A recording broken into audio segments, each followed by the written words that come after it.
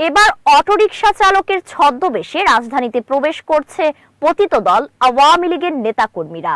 হঠাৎ করেই বেড়ে গিয়েছে তাদের ঝটিকা মিছিল।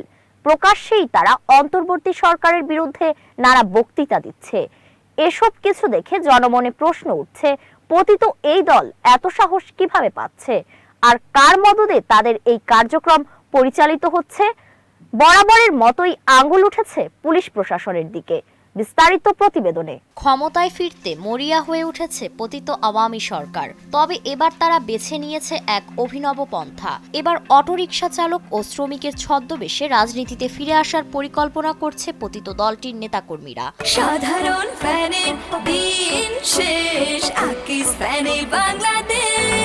তাছাড়া শ্রমিক দিবসকে সামনে রেখে তারা পরিবহন, গার্মেন্টস সহ বিভিন্ন শিল্প প্রতিষ্ঠানের শ্রমিক সংগঠনের ব্যানারে নৈরাজ্য সৃষ্টির পরিকল্পনা করছে বলে জানা গিয়েছে।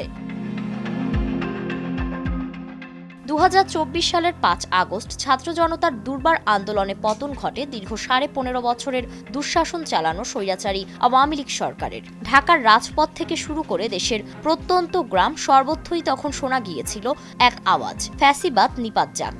দলটির পতনের পর দলের অধিকাংশ নেতাকর্মীকে দেশ থেকে পালাতে হয়েছে কিংবা দেশেই গা ঢাকা দিতে হয়েছে। তবে দীর্ঘ 8 মাস পর ফের সক্রিয় হয়ে উঠেছে ফ্যাসিবাদের তকমা পাওয়া আওয়ামী লীগ।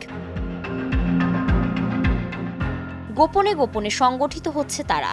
রাজধানীর অলিতে গলিতে, পরিত্যক্ত বাড়িতে করছে গোপন বৈঠক। মাঝে মধ্যে রাজধানী ঢাকা সহ দেশের বিভিন্ন স্থানে ঝটিকা মিছিল করছে এই দল। একই সঙ্গে ডক্টর মোহাম্মদ ইউনূসের নেতৃত্বাধীন বর্তমান অন্তর্বর্তীকালীন সরকারের বিরুদ্ধে নিয়মিত বক্তৃতা, বিবৃতি তারা দিয়ে চলেছে। শুরুর দিকে আওয়ামী লীগের মিছিলে অংশ নেওয়া নেতা কর্মীরা সংখ্যায় কম থাকলেও ক্রমেই তা বেড়ে চলেছে। ধারণা করা হচ্ছে তারা হয়তো অটোরিকশা চালকের বেশে রাজধানীতে প্রবেশ করছে, কারণ গত বছরের 5ই আগস্টের পর থেকে হুট করেই রাজধানীর রিকশা চালকদের সংখ্যা বেড়ে গিয়েছে, আর এই চালকদের নির্দিষ্ট কোনো হিসাব প্রশাসনের কাছে নেই। হাসিনা অনেকবারই অডিও কলে দলের নেতাকর্মীদের সংবদ্ধ হওয়ার আহ্বান জানিয়েছিলেন। তবে বিশ্লেষকরা বলছেন, এত দ্রুত মাঠে ফেরা কি নিছক সাহস, নাকি এর পেছনে রয়েছে কোনো নেপথ্য পরিচালক? প্রশ্ন উঠছে, কে বা কারা এদের ছায়া হয়ে দাঁড়িয়ে আছে? প্রশাসনের ভেতরে ঘাপটি মেরে থাকা সুবিধাভোগীরা কি ফের রাজনীতিকে কলুষিত করতে চায়? সন্দেহ ঘনীভূত হচ্ছে পুলিশ প্রশাসন, সিভিল ব্যুরোক্রেসি, এমনকি সন্দেহ যাচ্ছে কিছু তথাকথিত নিরপেক্ষ রাজনৈতিক শক্তির দিকেও। সংশ্লিষ্টরা বলছেন, সময় থাকতে সতর্ক না হলে এবং দ্রুত আওয়ামী লীগকে নিষিদ্ধ করা না হলে ক্ষমতাচ্যুত এই দলটির নেতাকর্মীদের এ ধরনের অপতৎপরতা বাড়তেই থাকবে।